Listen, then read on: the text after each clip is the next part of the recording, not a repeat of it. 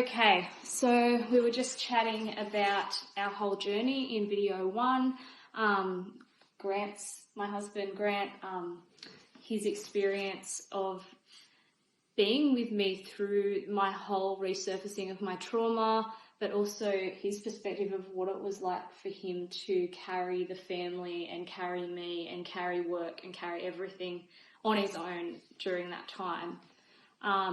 So where we are sort of up to is, I guess we've got the diagnosis, we know, but we don't really fully understand things yet. When did you start to see me come back, and what did that look like? So we talked about medication, obviously providing relief. Conversations with our psychiatrist provided context as to what was happening, and hope that this was something that she's dealt with before, that it's actually surprisingly normal what her body was doing, which was a strange thing to hear. And it was just a slow process of just slowly coming back. Do you remember any instances where you were like, oh, like she's coming back? I can't remember specific instances, if I'm really honest. So it was just really slow and gradual. It was really slow and gradual. I think once Jess started to get better, my adrenaline started to come down. We were given some time off work, and so everything stopped. And when that happened, I got glandular fever. Yeah. And I think I've just sort of been dealing still with the remnants of that all year. So I found myself very tired this year. And I think it's just still a little bit of the residue from last year. So my body just almost just gave out a little bit because of the intensity of the whole year. Yeah. Yeah. And so what is life like now, or like what are the changes you've seen in me since getting better? Like, I don't know, since having a name for this, what do you see has been my journey of getting well, and what has that been like for you to see? Jess's journey of getting well has been, Jess has had to really fight for her healing. It's not just been given to her. She's had to completely shift her perspective on drugs and medication. Previously, we hadn't really been for it, but yeah, we were completely dependent on it, and we, Jess still is taking it regularly, like every day. And by the way, the Seroquel's gone. What I take now are 2 antidepressants. One's called Cymbalta in the morning and another one called Valdoxan at night. So I'll be taking those for a long time, and they've just been beautiful. Yeah. Like amazing. And so that was something that we had to shift in our perspective, particularly Jess.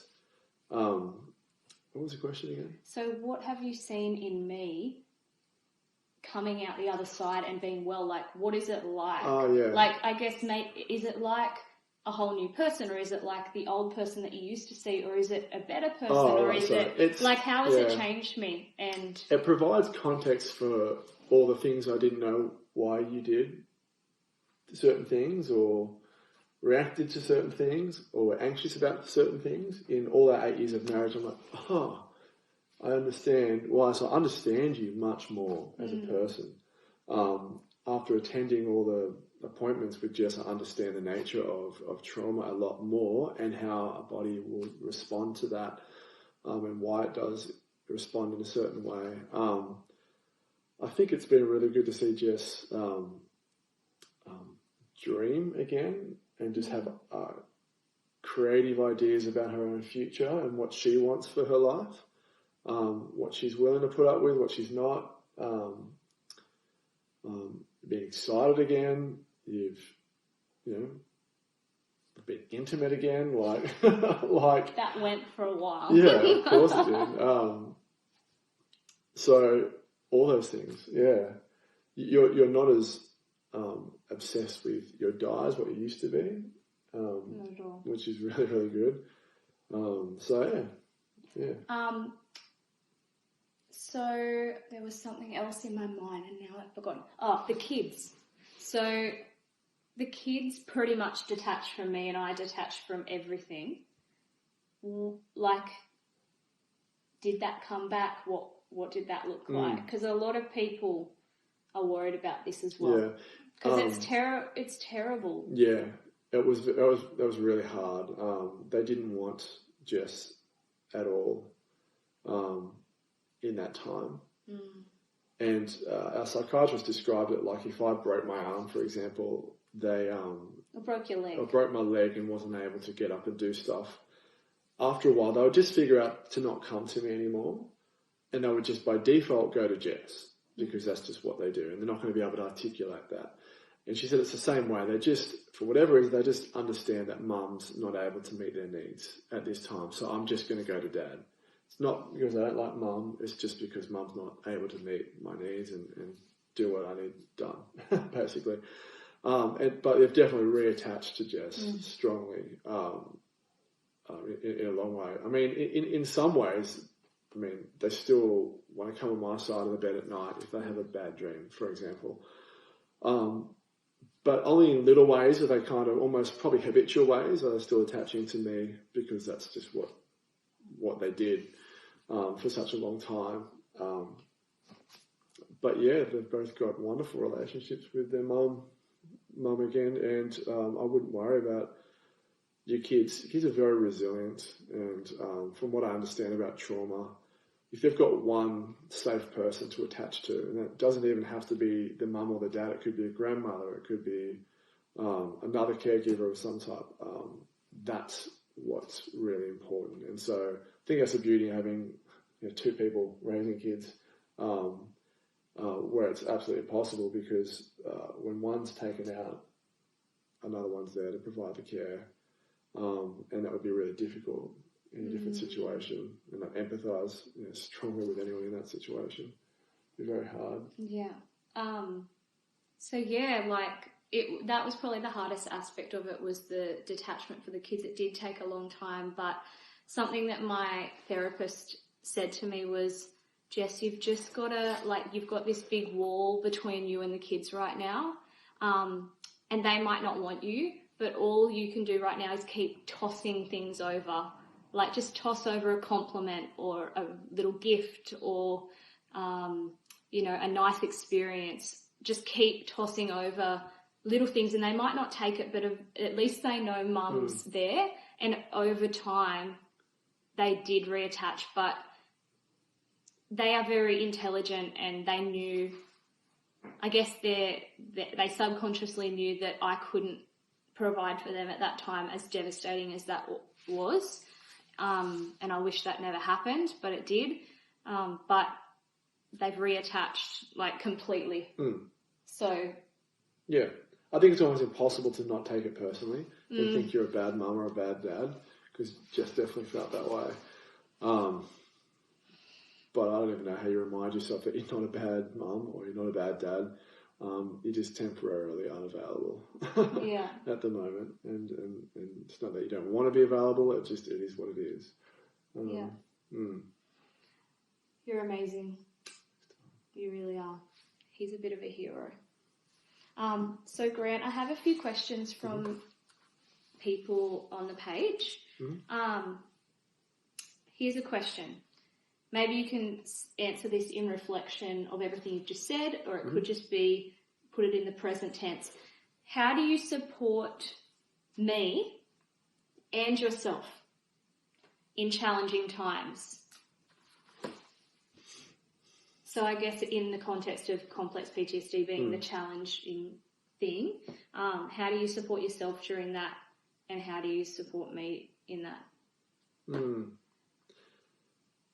I'm going to try not to give a token answer of just make time for yourself, or I don't know, sometimes you can't do those things. I think it's okay to just survive for a while, and that really be it. I think sometimes that's just, you got to lower your expectations of what's happening during a really difficult time, and just get through it, even if that's just crawling your way through it. Sometimes that's all you can do, and sometimes you just got to give the kids toast for dinner. Yeah. and that's just what you got to do. And they're just not going to eat their veggies or something like that. You know, that's just what you got to do. You got to put on a movie for the kids, and it's not none of it's ideal. It's probably not what you want, but it is what it is. I'd say you've got to exercise when you can. I know that's probably something that most people have heard before, but you just got to get the stress hormones out. So I'll just go jogging through the fire trails up near where we live, up the bush. And I'd feel heaps better when I came back. All the problems were still there, but I just felt heaps better. What else? I didn't talk to heaps of people about it because I didn't know what was going on. And lots of people would say, "Oh, if you need to just talk to someone, let me know." And I didn't really need to talk to anyone. I just needed someone to help my wife. You know what I mean? I'm like, if Jess gets better, I get better. Like, it's, I didn't really know what to say to friends. I spoke to my family, like brothers and things like that. They were probably the most people that I confided in the most. But yeah, we had friends where Jess would go and stay for like just a couple of days, and that was really helpful because I didn't have to look after Jess for a couple of days, and I could just get my head right, just get the house sorted, and just get the kids, sorted again, So those things were really helpful. So I guess there was a strong element of community being really supportive, even if that was just someone looking after Valerie while I was at work and just had to go to an appointment, or help drive Jess to an appointment because I was picking up kids and things like that. And all the meals.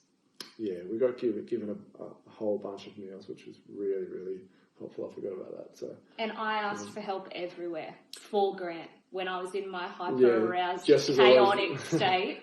Yeah, Jess is really good for reaching out when she needs help, and much more so than me. And it's I think true. that was really helpful. Yeah, it was.